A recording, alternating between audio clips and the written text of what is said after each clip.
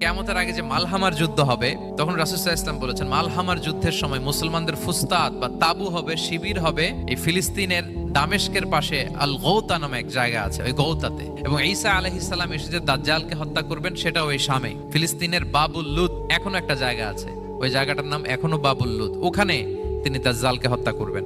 এবং সেখানে একটা সাদা মিনারা আছে, ফেরেশতার পাখায় ভর করে ঈসা আলাইহিস সালাম তখন সেখানে নেমে আসবেন। ওই ফিলিস্তিনের ওই শাম দেশের ওই মিনারার পাশে তিনি এসে পৃথিবীতে তিনি নুজুল করবেন, নুজুল ঈসা আলাইহিস সালাম। যেখানকার বেথলহামে ঈসা আলাইহিস সালাম, জেসাস ক্রাইস্ট তিনি জন্মগ্রহণ করেছেন, ঈসা আলাইহিস সালামের জন্মস্থান।